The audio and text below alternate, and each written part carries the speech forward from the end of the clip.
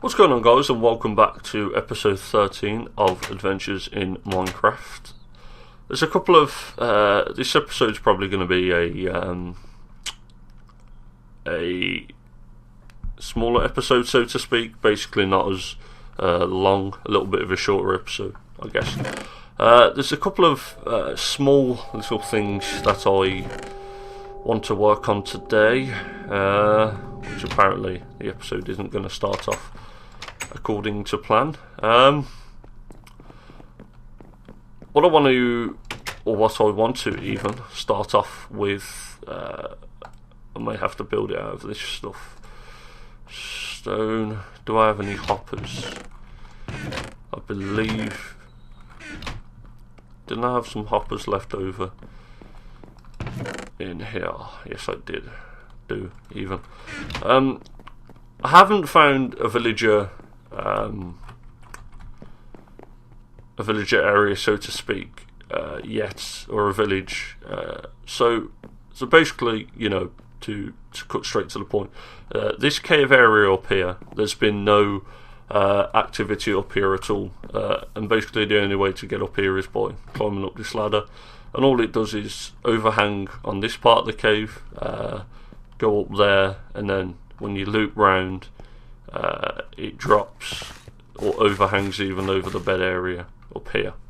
So I'm not going to remove this area. I mean, there's no physical way unless you block it off and blend it in with the rest of the cave. Originally, you know, you can see I've made some plans here. Pardon me. Originally, I was going to build some sort of automatic food dispensing system, you know, redstone contraption. Pardon me, sorry about this. In this area, you know, in this little square here. That this is naturally, by the way, naturally like this. But then I thought, why not be creative? I was watching Vintage Beef, basically with the things that he does with villagers on the Minecraft server, shops, prisons, so on and so forth. So I thought, why not get a little bit creative in one of my episodes at least, you know, and try to go all out. Oh, apparently I'll drop that. And create something a little bit out of the ordinary, because basically all I do is cave pretty much. So I've laid out, I'm going to need the axe as well. So I've laid out some, just the basics, you know, just the beginning bits of what I want even the shop to look like. I'm not sure what type of shop. You know, you're going to have to use your imagination a little bit when it comes to stuff like this. Not only for designing the projects in general, but also when it comes to overall functionality. Because they're not going to function as you'd like them, so to speak. But at the same time, like the village is going to be over here, I believe. I'm just trying to think what to do. If I make some stairs, possibly. 4's going to be enough for both sides, because doors are only 2 high. So all we'd have above the door is that type of height there. So again, doesn't look too bad. Possibly a bit bulky with the stone above, but I think we can live with that. What I was going to have was I guess I'm going to have to build a chest, basically a hopper system into a chest, like you do, something like you do on a server. If you were doing something like a donation system, you'll pretty much just have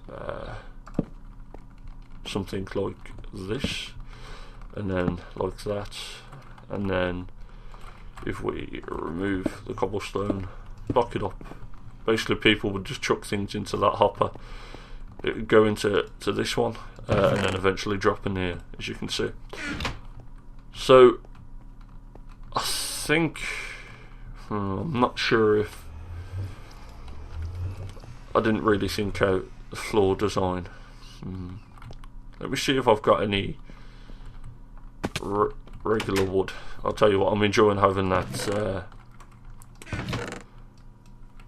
I've got 16 oak slabs. I guess we could deal with that. I'm enjoying having this door here so much. It makes it much more convenient for everything in general. So let's see how this looks in comparison with the darker wood, and also the stone brick, because I don't think I've used stone brick in this before. Have I got enough? One left over.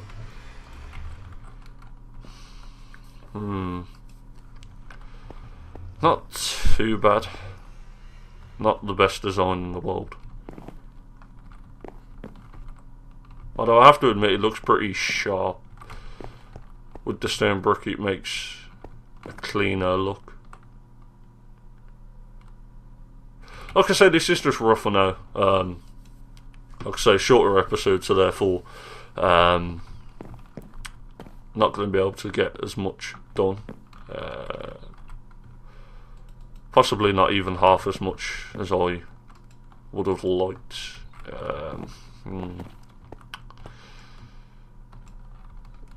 Possibly if we change. I mean, I guess the whole, philosophy behind this is, like I say, when we find a villager, or a village in general, then we can go out and bring them back here, put them in,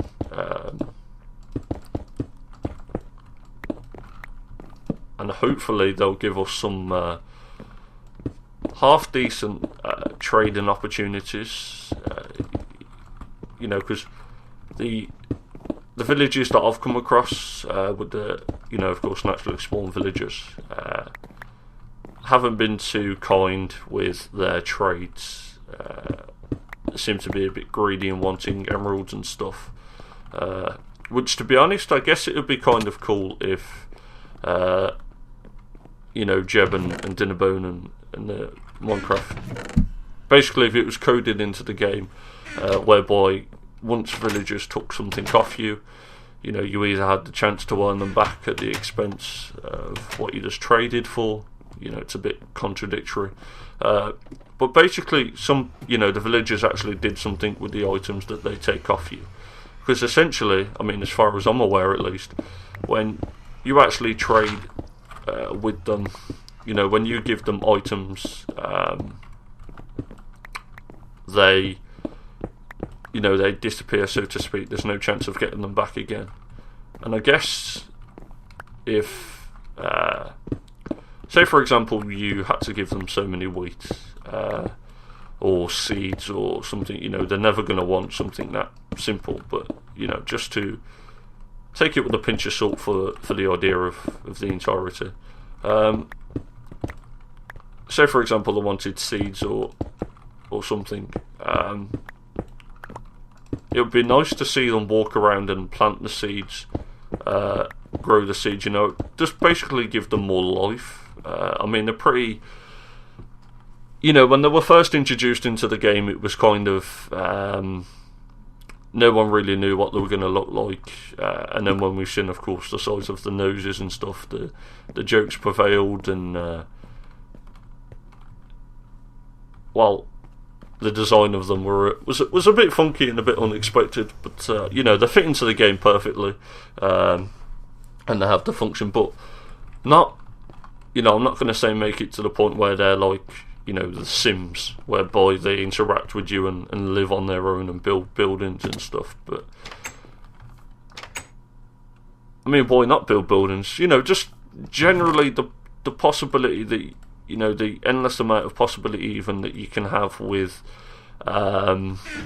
villagers in general is endless. Because at the moment their functionality is pretty simple. So I guess what I'm getting at is possibly if there was more to do with them, 1.6 is around the corner, so to speak. Dinnerbones hinted at, no, I think it was Jeb, after the 10 million, I don't know, 10 summit, not just 10, but a huge number nevertheless of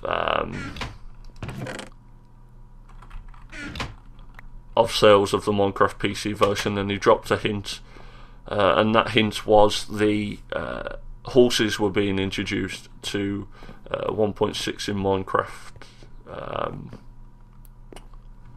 I'll tell you what, I'm going to take a quick break here, because I'm pretty much looking for certain things. I'm going to take a quick break, split the video. Like I say, it's going to be a shorter episode. It's probably only just been 10 minutes or something into the video. So, a quick break, and then I'll see you in just What's going on, guys? Welcome back. So, what I want to work on in the second part of this video, I'll continue the... Oh, there you are. I'll continue the conversation topic from the first half. So basically, I'll finish one sentence as opposed to making two. I'm going to just add in ladders all the way up, and this is basically a rail that goes from the old enchanting room. I say old because I never really use it. I've got enchanting rooms at each spawner, but originally when I made this was the only enchanting one in the world. So it goes from the enchanting room all the way to the surface, and I basically just want to add stairs so I don't have to jump up every other block, so I can just walk up. But like I say, Jeb hinted at the fact that horses were going to be introduced into Minecraft 1.6, and some things that I want to personally see in the game are just little things here and there. For example, I was trying to make a contraption yesterday, and I discovered that gravel doesn't drop flint when destroyed by torches, so possibly maybe a little bit of a fix on that. But more, I don't know, I guess I probably could have done with brainstorming a few ideas and having little ideas here and there, but maybe a return of the Farlands. Basically some of the stuff that they touched upon in the Minecraft 2.0 April Fool's video. It would be nice to actually see some of that implemented into the game, because what do we have down here? Nothing really useful. Anything. Below is the entry to a cave system linked to shaft, so a mine shaft. And then I'll just torch this up. So I guess we can block this off eventually. But like I said, I just wish they'd introduce something more original into the game, something that wasn't so predictable. Although horses were hinted at in the Minecraft 2.0. April Fool's joke, I guess. They basically reskinned a cow and a pig, and gave it a random spawn rate with that skin. So I guess it was basically to be expected. But like I say, it's not something that's too great. No books here and there. So that's pretty much all I wanted to do in this area. I'm not sure how much I've shown off this area before, but this takes a bit of work and still very much is a work in progress. But I've been wanting to get that done for quite some time. So if you remember back to episode 12 of this series, you would remember that I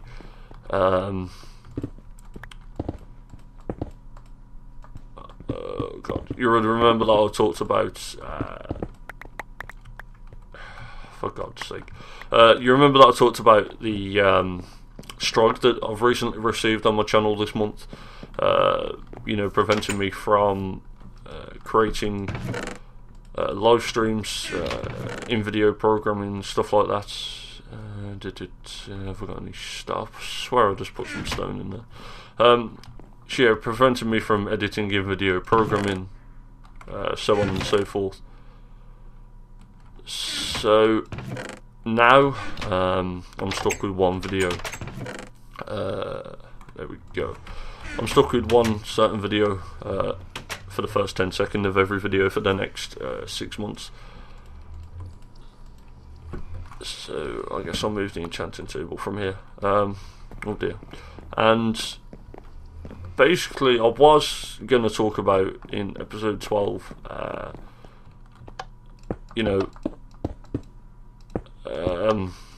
whether I should or shouldn't join a network. And this basically is now not possible. Is that required to be? Does it work? Or is it not? I had this problem before. So I was going to talk about whether I should or should not join a network. And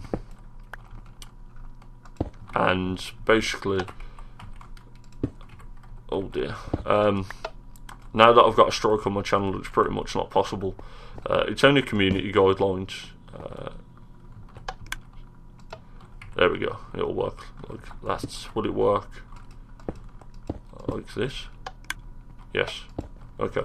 So now that I've got a strike on my channel, it's probably not even going to happen. I wasn't too keen on the idea in general, so to speak, simply because I've been partnered with networks before, and it hasn't particularly gone great in my personal experience. And at the moment, for those of you who are wondering, I'm currently partnered even through Google and YouTube in general. The old YouTube partner system. So I was going to join or possibly inquire about joining networks such as Machinima and stuff, but the only real reason that I ever would consider joining a network again is simply because of the exposure that they offer you. But with Machinima, there's two types of partnerships. There's I guess we can dig this out ready for. I'm going to basically level this off and create a path from there, here, and all around here. So I guess we can do some preparing for that. But like I say, there's two types of partnerships with Machinima. There's a YouTube partnership, which is basically what I've got at the moment, whereby I've got my channel partnered, but the only difference with them is that I'm locked into a contract, which they create, I sign, or you sign as someone that partners with them, and basically you create, I don't know, like with a previous network I was with, I'm not sure how much about the contract I can talk about. It's kind of an itchy subject. Whenever you ask a YouTuber to talk about this stuff, they always have to leave details out simply because of the stuff that they, basically if you sign a contract and it says you can't talk about something, voila, you cannot talk about it. So, with the previous network I was signed with, you had to make so many content videos a year for their channel, which I guess isn't out of the blue, or was it for their? I think in general it was not for their channel specifically, but basically you had to upload so many videos a month or something, which, I suppose you could cheat around. You could basically just upload a 10-second video with no commentary of just showing something, and I guess that would count as one video. There was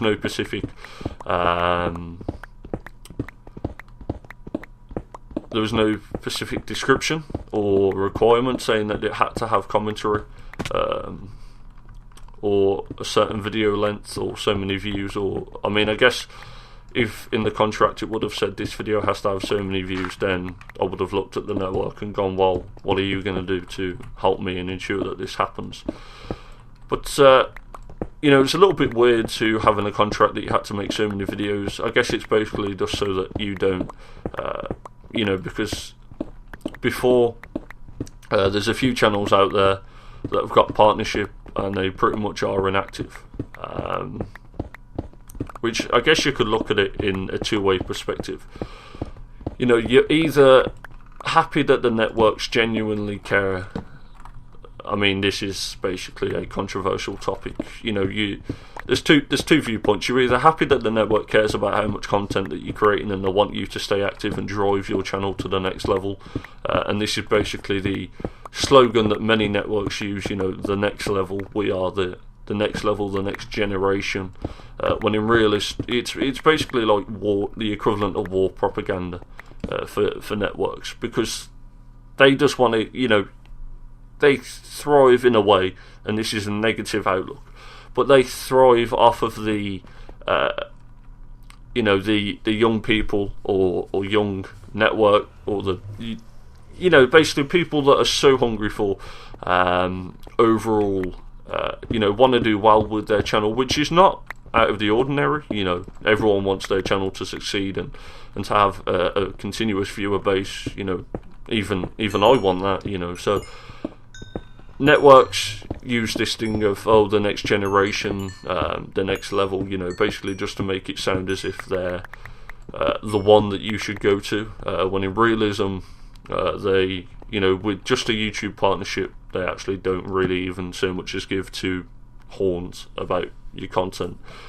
Unless, and this is something that I noticed, okay, this actually happened in personal experience, unless your channel, you know, if, for example, take Tom, basically Syndicate. I think it says on his channel he's the #1 solo subscribed commentator. You know, he's partnered by Machinima and also featured on the Machinima UK affiliate program homepage or something. That is a prime example of how a network is using the top member to advertise their network in general. And what I mean by that is, if you're on the top, like I say, I experienced this, on the top you're getting loads of views, you know, networks are interested in you. Whereas if you're the small guy, you're at the bottom, you're trying to build your channel, no one cares. You know, really, you're on your own, you're out there. It's only when you get much bigger and people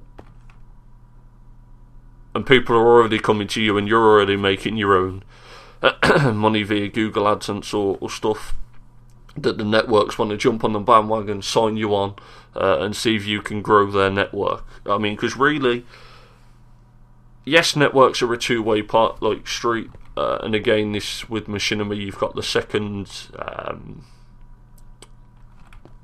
partner program. You know, you've got the Machinima directorship, I believe, which whereby you have entitled rights to post content to their channel. I've never been offered a contract by Machinima. I have applied in the past, before I even started making videos again, such as these Let's Plays. Have applied, you know, the UK program, and before the UK program was available, I applied to Machinima Realm. Which I have to admit, that was a fun process, downloading the file, making a video, putting it out there.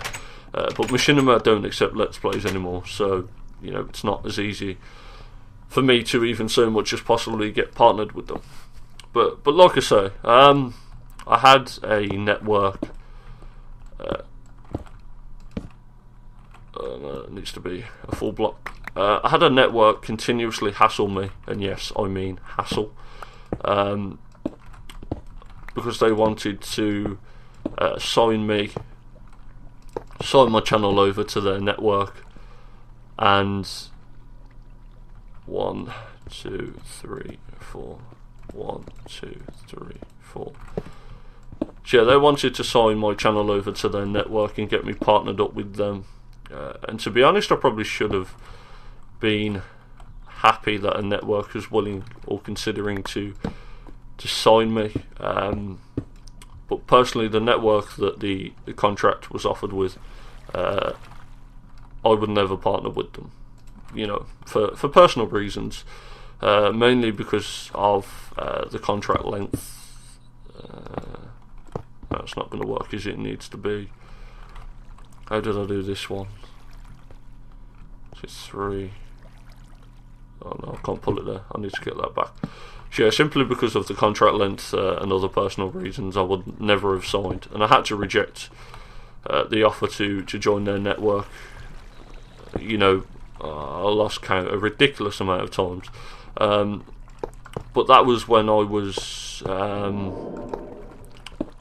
my videos were half popular, probably like I talked about in the previous episode, the duplication video. It was way before that, so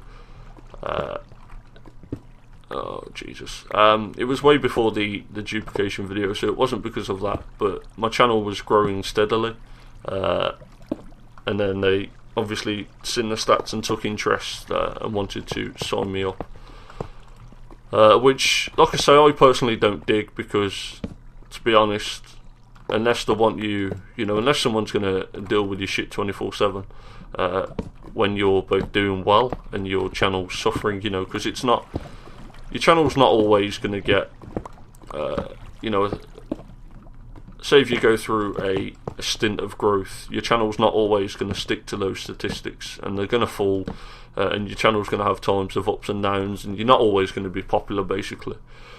So